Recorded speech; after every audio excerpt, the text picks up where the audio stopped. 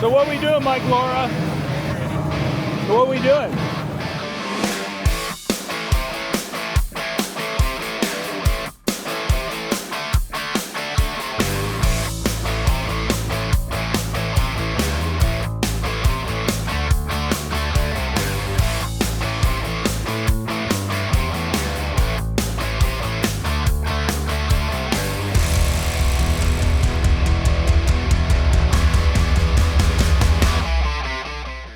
So this is basically, you're seeing what it looks like when they first got started. You saw all the trees laying down, and you saw the all the fencing, the net fencing that was out front, the rope fencing. It was all on the ground. All the trees were laying down. Fortunately, they put them all back up, and hopefully it's going to they're going to take. Right here, this is us working on the front here, getting the poles put back up, getting the netting put back up, getting the getting enough dirt back in there. They basically did all this stuff by hand.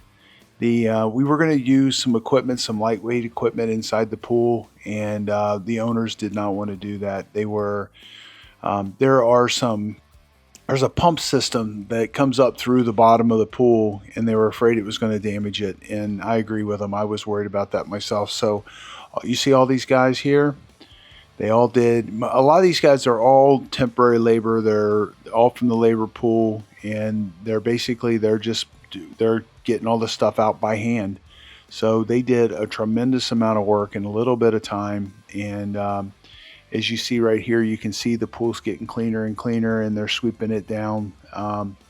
Margaritaville, boy, I'll tell you what, they haven't even been at it for 2 years, and they've had this happen several times.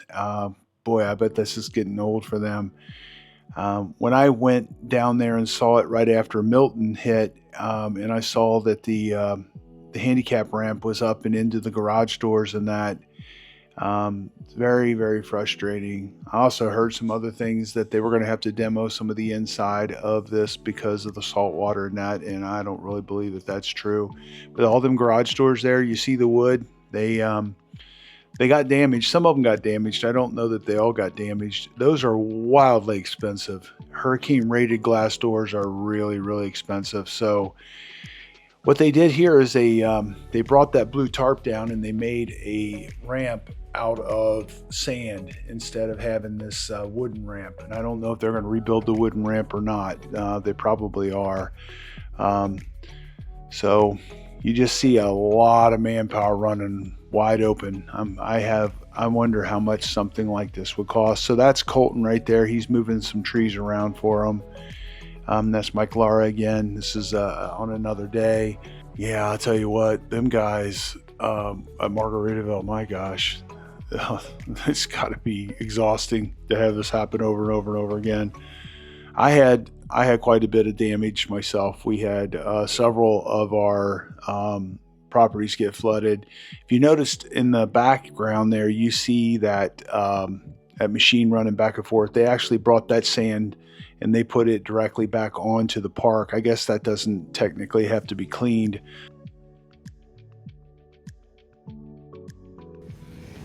So they're putting this back. They put the trees back up.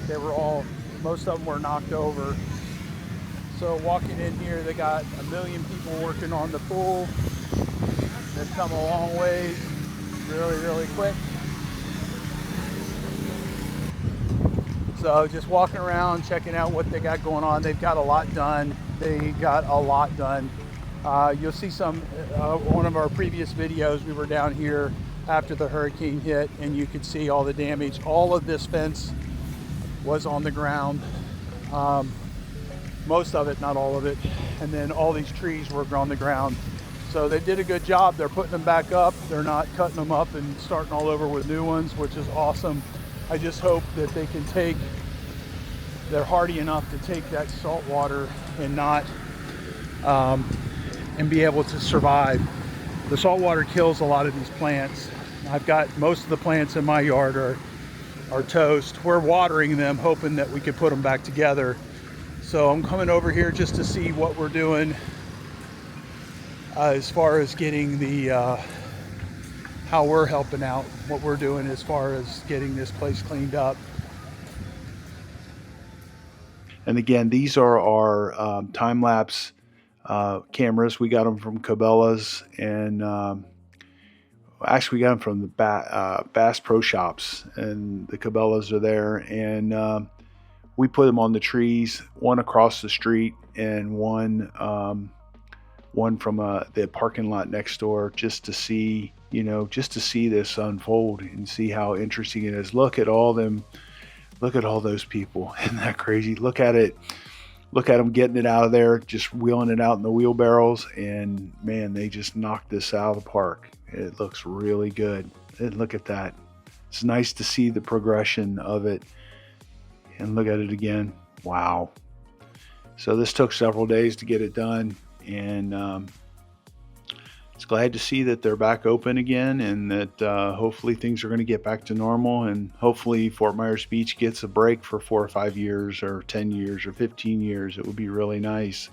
So here they are filling the pool back up, and by the next morning it's all blue and beautiful. Their pumping system worked out really good.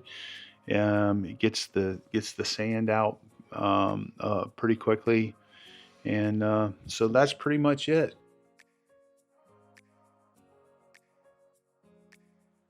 There you go. That's Margaritaville, back at it. You don't see any people there yet, but you will here shortly. Just the amount of coordination and the amount of stuff that has to be done to get that pool put back together it's just mind-boggling. What a beautiful pool. What a beautiful setup. Poor Margaritaville getting hammered over and over and over after being,